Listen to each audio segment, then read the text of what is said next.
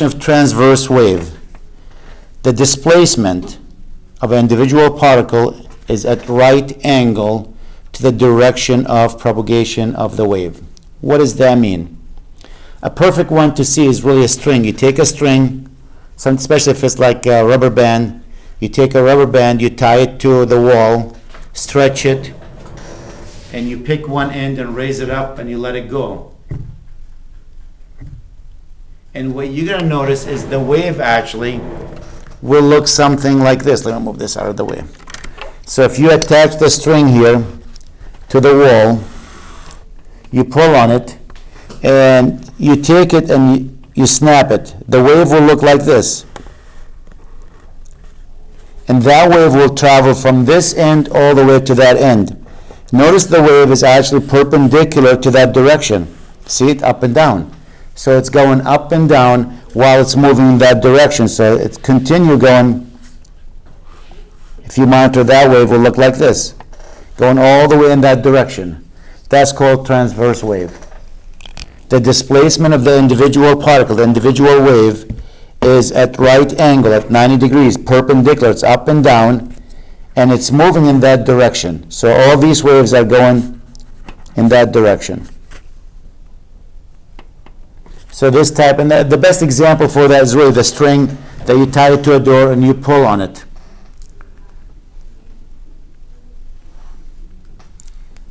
Another example for that you and I can't see is if you listen to the radio, the sound that we hear, the wave actually going up and down, and it going in that direction, transferring to your receiver, to your ears to hear them there.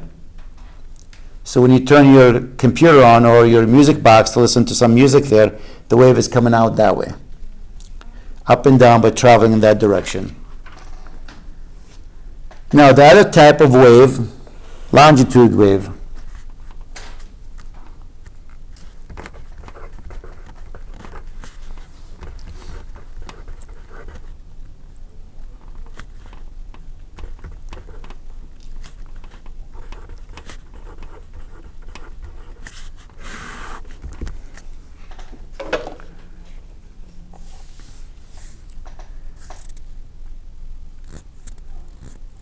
The difference between longitude wave and transverse wave is the displacement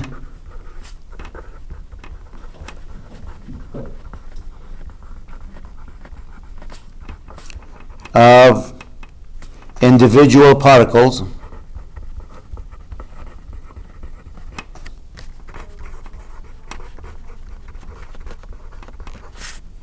here we say at right angle is in parallel, not at right angle, this is in parallel to the direction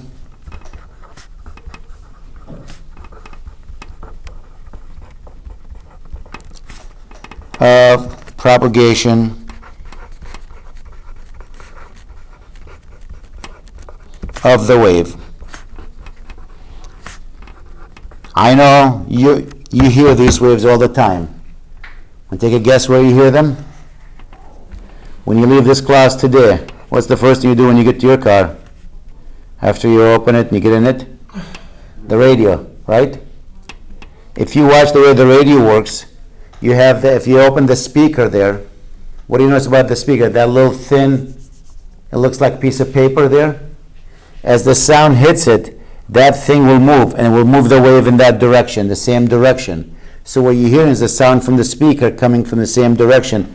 By vibrating that piece of paper that you see in front of the speaker, the wave will travel in the same direction. You push that air, you push the signal into your ear that way. So it doesn't go up and down. The signal comes traveling in the same direction as the motion of that paper, vibrating that paper there. That's what transverse wave there.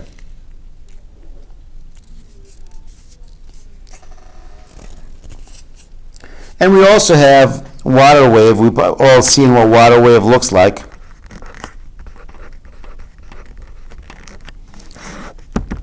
Water wave, you take a little quarter, you drop it in the water, and you see the wave looks like this. So these are the common waves that you and I probably familiar with, or we see and like maybe hear them. We see the water waves in the pool, transverse wave when you tie a string and you play with it. You don't see these longitude wave because usually you hear them like the speakers, but that's what we're familiar with. Now we need to come up with some equation that will tie how fast these waves travel. This wave is moving, traveling, so is this one. Well, how fast are they moving?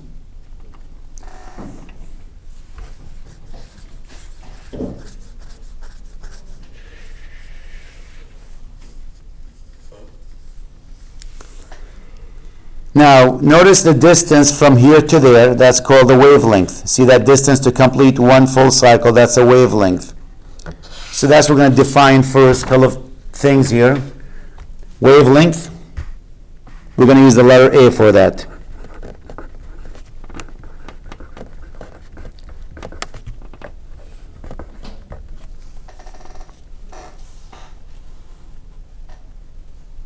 So for example, if you have a wave that looks like this is one wave, then it repeats itself again, then it repeats itself again, then it repeats itself again. The wavelength is the distance from the beginning to the end of that wave. That's what the wavelength, that's what A is.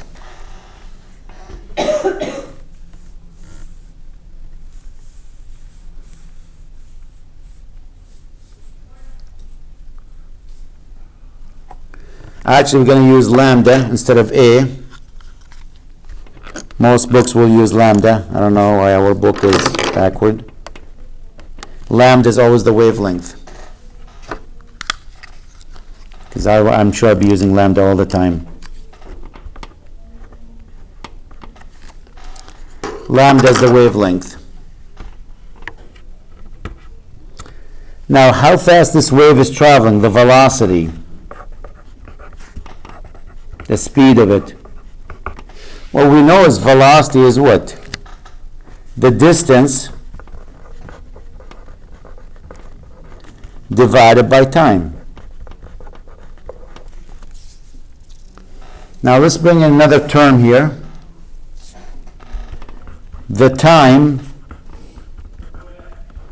to complete one full cycle, one full wavelength,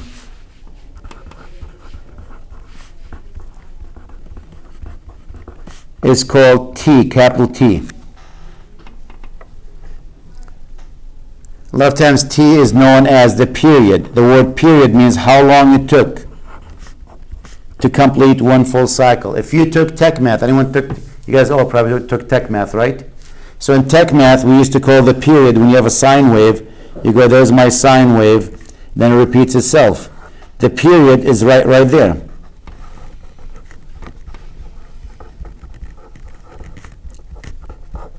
And T is how long it took, seconds, how many seconds or milliseconds it took to complete one full cycle. For example, electricity right there out of the wall. In the USA, we use a frequency. I get carried away a little bit here. We use the frequency. The frequency, giving you all the stuff all in one shot here. The frequency is how many cycles per second. So in the USA, the frequency is 60 hertz. What does that mean? That means we have 60 sine waves every second. That's what that means, because our electricity every second. In Europe, it's 50 sine waves per second. The period, how long it took to complete one cycle. If you do 60 of them in 1 second, that means for one cycle it's going to be what? 1/60th, which is the period's 1 over the frequency. Just like the frequency is 1 over the period is 1 over the frequency. So in Europe, the frequency is 150. The frequency is 50, the period is 1/50th of a second.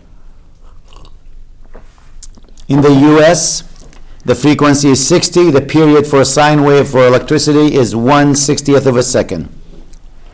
So going back to that equation, what is the velocity of a wave? The distance traveled, well, we know it travels lambda in t time.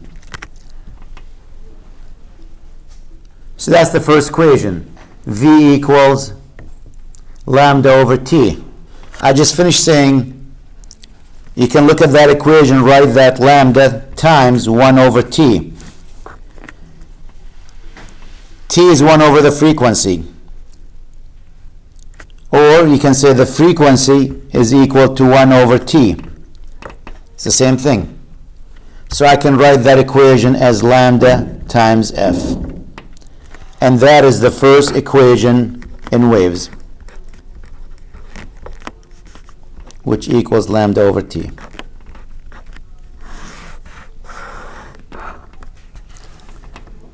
If you know the frequency and you know the wavelength, we can calculate the velocity. If you know the wavelength and the period, we can calculate the velocity. If you know the velocity and the wavelength, we can calculate the time. Give me 2, I can tell you the third one. That's equation number 1 for waves.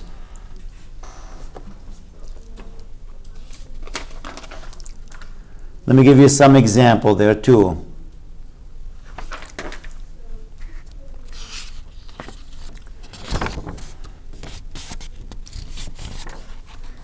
If you're listening to a music on the radio, or if somebody yelled at you and said, "Hey, John," and you walk in there, I yelled for you. The speed in air, when somebody calls your name, is roughly travels 343 meters per second.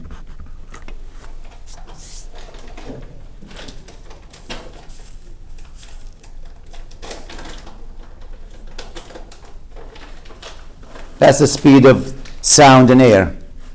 Frequency travels in air 343 meters per second.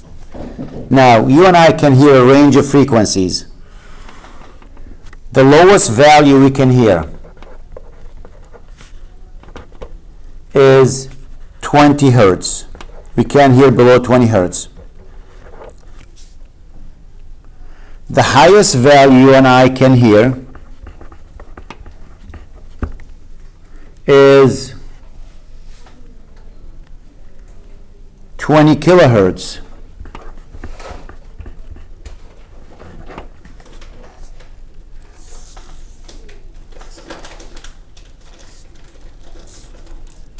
So we can hear anything between this range and that range. Any frequency below 20 hertz, we can't hear it. Any frequency over 20 kilohertz, we can hear it.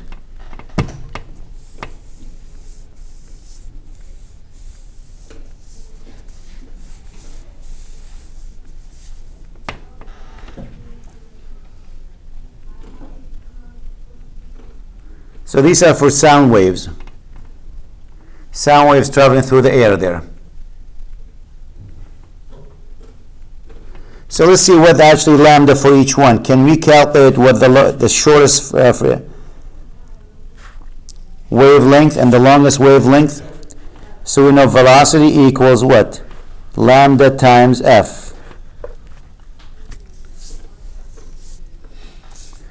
In this case, lambda equals v over f. So the lowest one, the shortest one, this is the short, or shortest, lambda is going to be the velocity, which is what? 343 divided by the frequency, which is 20 hertz. So the shortest wavelength you and I can hear, actually that's the longest one. That'll be the longest, not the shortest. You'll see in a minute the math. That's the longest one, not the shortest one. Why? Anyone knows why? And this will be the shortest one. V over f. The velocity 343 over 20k. Notice this number is bigger in the bottom, so it makes the fraction smaller. This number is smaller, makes the fraction bigger. So that's the longest wavelength we can hear. As the frequency is low, we have a longer wavelength. When the frequency is high, we have a shorter wavelength. So the longest wavelength we can hear through air there, 343 divided by 20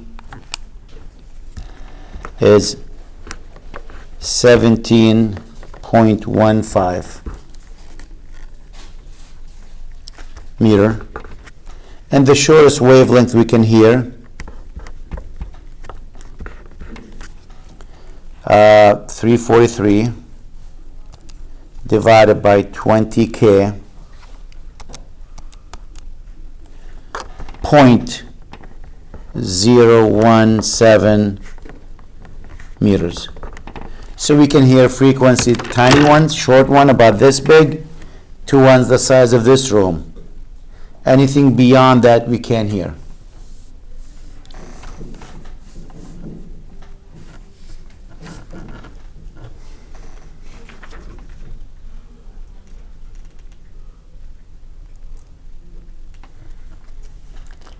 Okay.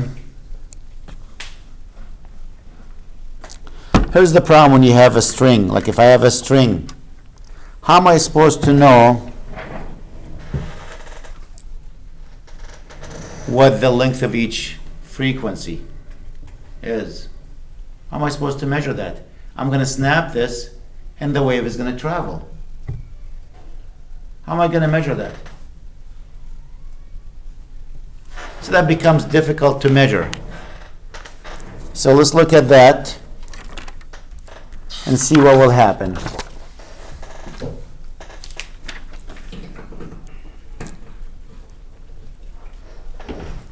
So let's look at the speed of a wave on a string.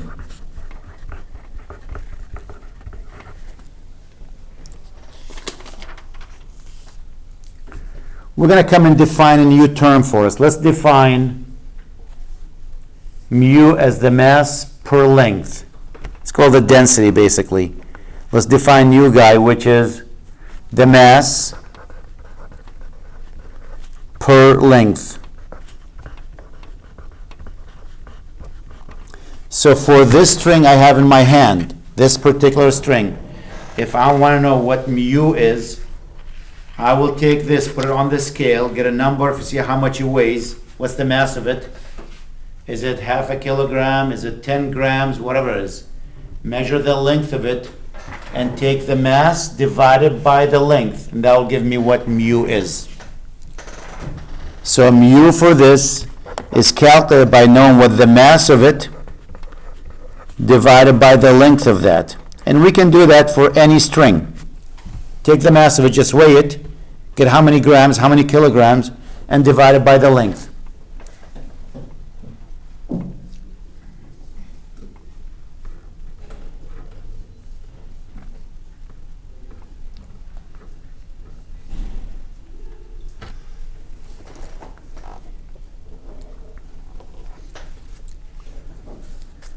The speed of a wave. The speed of a wave on a string can be found by taking the square root of F divided by U. Now again, what does that mean? Let's look at that. I got my string here. Same string. The mass of it didn't change. The length of it didn't change. The speed of that, how fast the wave is going to travel, it depends on how tight I pull on it. Because if I pull tight, watch the wave, you won't even see it moving. Can you see it? You barely can. Does it show up there? You can see it there. It's hard to see because I'm pulling it tight. Now if I loosen a little bit there, can you see it moving now? So the more you pull on it, the faster it's going to travel. The less you pull, because the force is less now, the slower it's going to travel. Mu never changed. The density of this did not change. The mass divided by the length, that stayed the same. It's the same string, the same length. Notice I'm not moving my hand. I can duct tape my hand to it. It depends how far I pull, how strong I make the tight. Let's say I'm making it really tight now. Watch how fast it's gonna move. I can't even see it moving. I have to push really hard to make it move. If I go lower that, now you see it moving, because it's slower rate. So the velocity for a speed of a wave on a string is this equation. F, or V, equals the square root of F over U. Some people don't like the square root. Don't be surprised. You might see that V squared equals F over U. But that's really squaring both sides.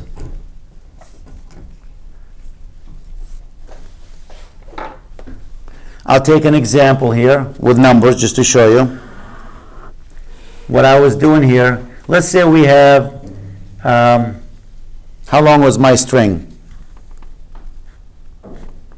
We'll say 2 meter. A 2 meter string here has a mass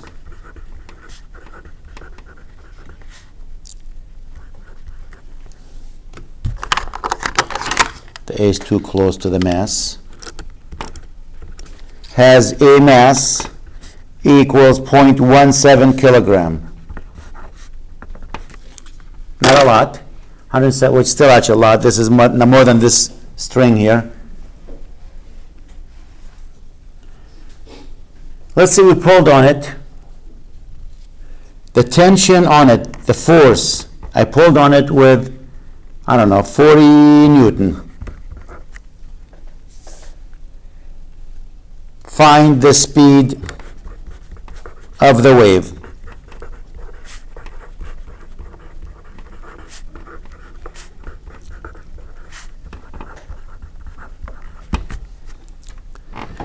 I can't find the speed of the wave unless I know F and U. I know what F is. I'm leaving a space there. I know what F is. It's 40 Newton. But do I know what mu is? No. Can I find what mu is? Mu is what? Mass divided by the length. What was the mass of that string? 0.17. And what was the length of it? 2. Is that 0.085, is it? Yeah. So how fast the wave is going to travel?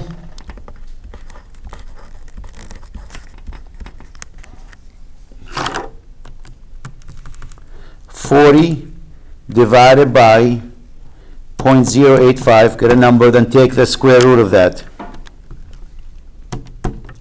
The speed is going to be roughly 22 meters per second.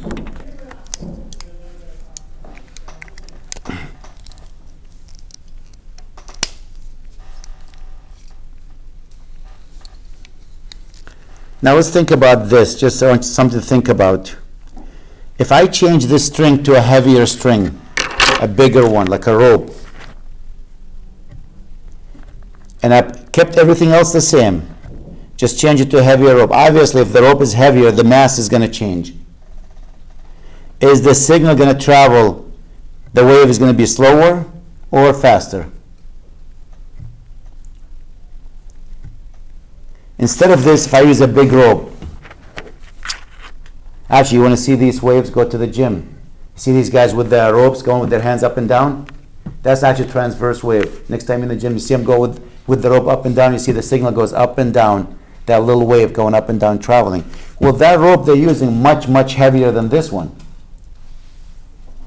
So if the length doesn't change, but the mass now is much bigger. Instead of 0.17, the mass is 10 kilogram. So what's going to happen to that number? It becomes much larger. What's going to happen to this number? If the bottom increases, what happens to the whole fraction? Decrease. So if you use a heavier rope, guess what happened to the speed? Slows down.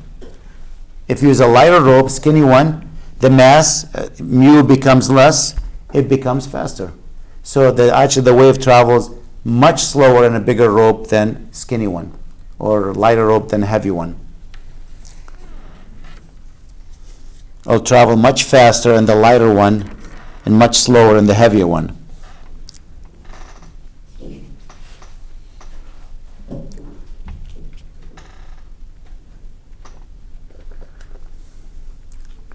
Let's take another example here.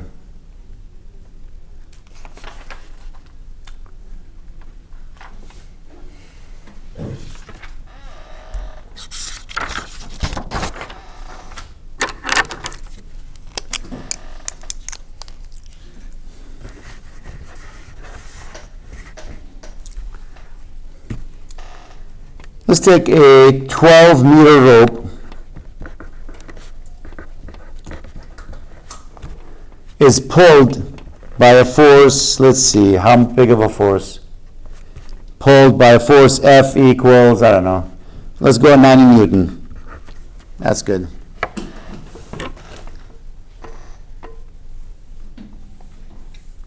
Now you grab one end of the rope and you give it a little pluck there. So here's the rope, it's tied to the wall, this is the wall, and you take the rope and you pull again, the wave is going to go like this, and that wave is going to travel through it. You went up and down like this, and you'll watch it go through it.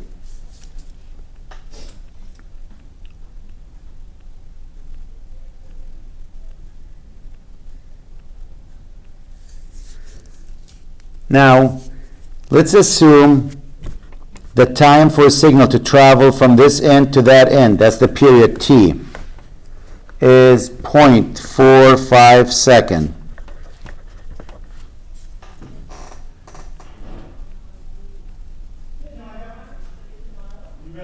Find, I'm going to reverse the question on you, the mass of the rope.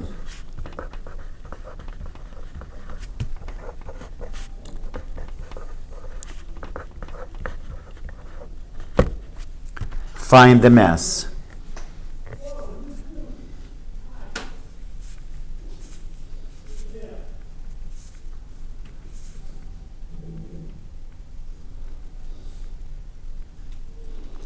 We're talking about a string here. We have one equation for that. Velocity equals what? F over what? Mu. Again, you can rewrite that. It's velocity squared equals F over mu.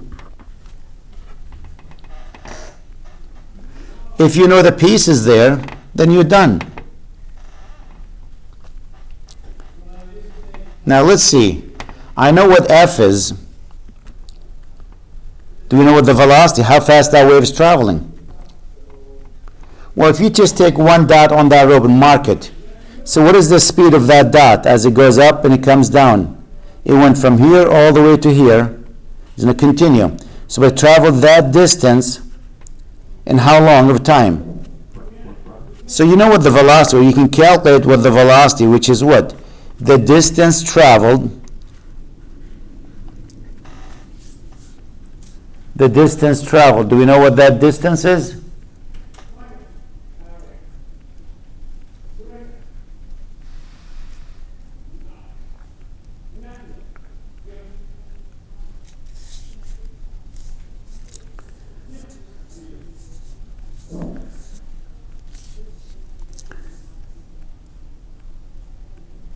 I didn't give you the time for that. Let me change the question here. Let's say this time actually is to go from this end to that wall, because I didn't give you the length of that. I don't want to make a lot of changes. When I wing these problems, sometimes I say I left something out. The time is 0.45 seconds. I noticed that wave went from here till it smashed into the wall. I changed it there a little bit. It's not T, it's not capital T. Capital T is for one full cycle. I have to give you the length of that. I have too many unknowns here, the way I stated. So by changing that to the time to go from here to there, I can find that. I can find the velocity now by changing that problem, because that distance from here to there is what? 12 meters. And what was the time? 0.45. Do you know what the velocity is? 12 divided by 0.45. 26.7 meters per second.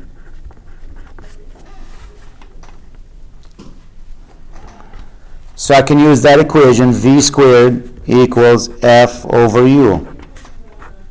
V is 26.7, square it, equals F, which is 90, over U. Square that number,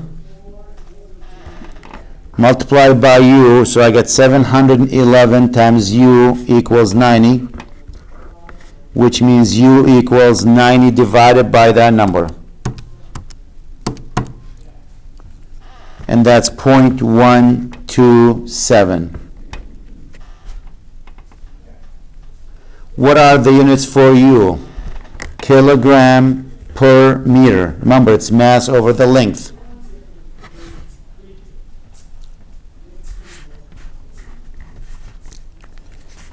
Mu equals the mass. The mass is what? 0.127. I'm sorry. Not the mass, not 0.127.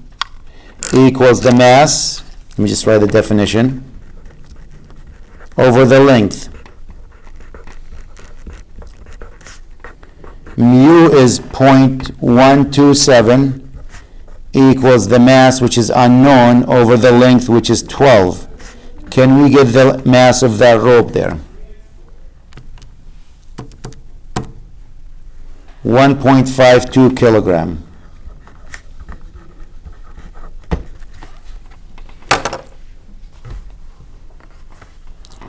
Again, we can do that experiment in the lab. We can take a big rope, tie it, and snap it, and watch. Somebody will time it from the time my hand goes up and down till you see that wave crashes into the wall. You have a stopwatch, you go start, stop. Once you figure that out, we can tell you actually what the mass of the rope, then we can put on the scale and see if we're right.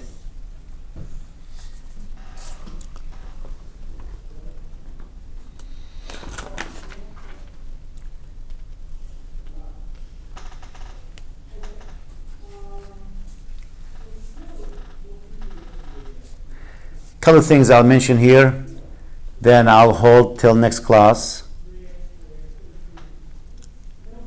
And that is, what happens if you have a wave like this? Somebody snapped the rope. And there's the rope. And it's tight here. It's really tight here. And you snap it and you have a wave like this. What happens when that signal hits the wall? What will happen to it? Comes back, but when it comes back this way. Flips upside down.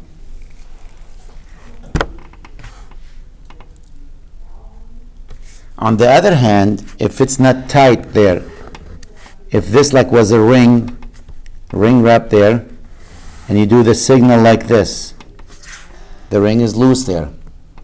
Guess what happens to the signal when it comes back? The same shape. It doesn't flip. So if I tie the rope directly to the wall, tight knot there, when you snap it, when it hits the wall, it comes back upside down. The reflection is called upside down. If it's loose like to a ring, once it gets to the end, it comes back in the same direction.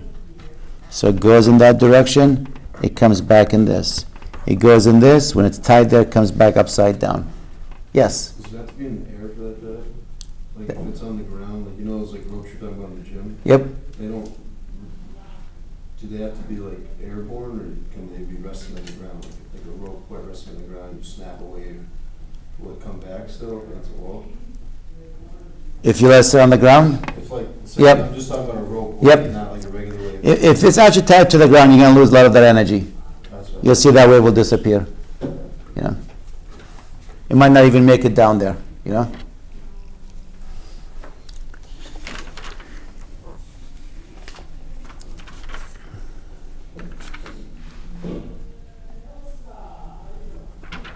When I was talking about the type of waves, I could have mentioned too, where you can relate to, you can see it. Longitude wave. I said the speakers, you know, would be a good one. Another one you can see, if you take a coil and you compress one end, we're talking about a spring there, You compress it and you let it go, you'll see that piece traveling in the same direction. You know, that compressed section going all the way to the end and coming back. You know, that's one way you can see it there. You know. Let me just add harmonic wave, then I'm done with it. And harmonic means the wave actually repeats itself. It's not just a one cycle. You have more than one cycle.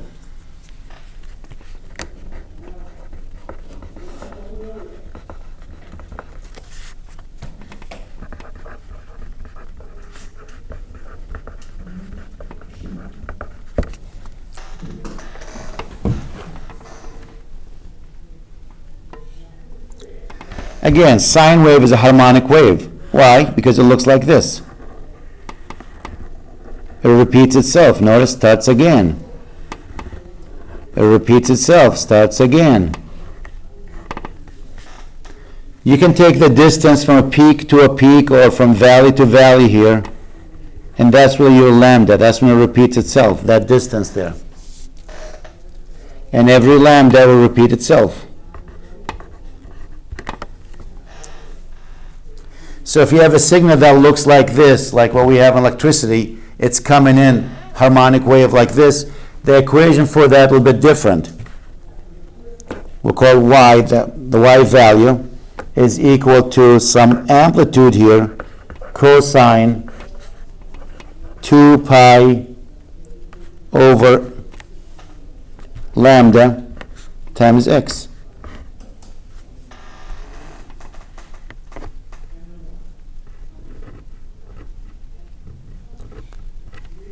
Two pi over lambda times x. A is the amplitude.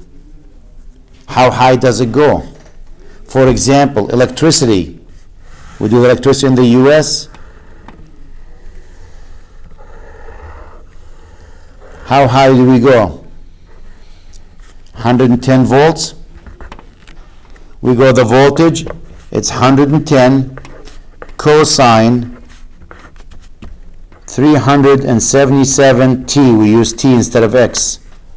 That's what we get for voltage in the US. The voltage at any given time, it changes. Tell me when. You want it here? You want it here? You want it there? You want it here? Which point? Right there is 0. What's the 377? Where's that number coming from?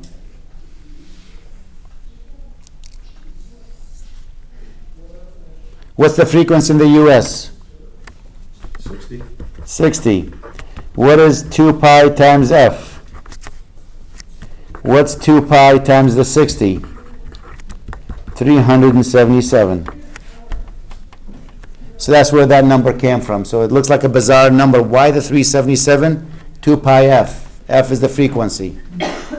In Europe, they use 220 there, not 110.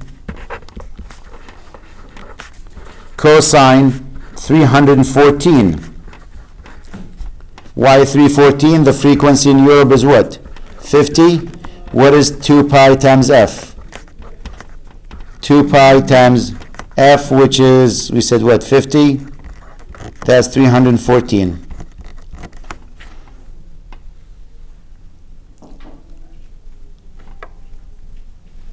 So when you have a function that's periodic, let me know what lambda is. If you tell me what lambda is, I know what the equation. And A is this height. It's called the amplitude. How high does it go? That's what A is. What's the peak value of that? And that's the equation that describes that.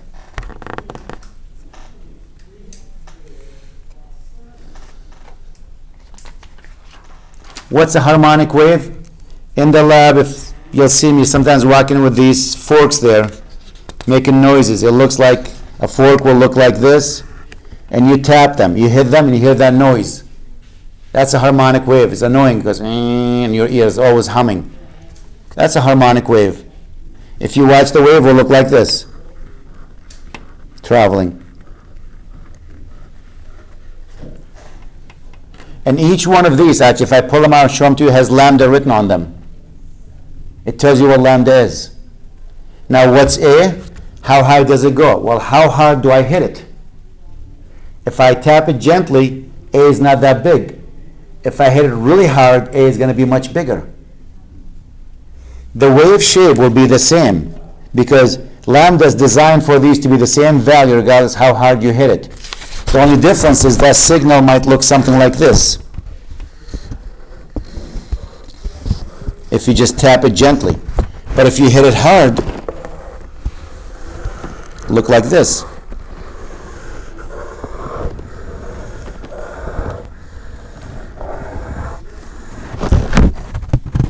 Still crosses the same point. So the equation, this part didn't change here because that doesn't change. 2 pi is always 2 pi. Lambda is the same for both of them. There's no change. So the only thing that's going to change is the height, the amplitude, and again, how hard you hit it or how soft you tap it. If you hit it really hard, you're going to hear that noise loud. You know, maybe when we go to the lab today, I'll take one, bang it, and show you. And when you just tap it gently, you hit a soft noise there.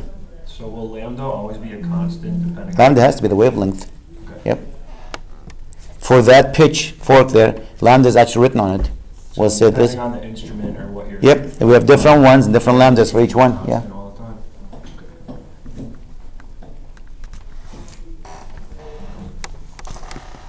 So that's where we're going to stop with this. This stuff is just talking about waves, the good stuff yet to come. And that's the Doppler effect, sound wave. You drop something in the water there in a wishing well, you hear it hit the ground, and it bounces back. We can tell how deep the water is because it's going to go down, hit the water. When it's coming down, you don't hear anything. You have no idea. Then it hits the water. Then what's going to happen to that wave, the sound, when it hits the water, it's going to make a sound. Then the sound has to transfer back to you. And you're going to hear that sound. So that's where we're going with that next. So I'll stop with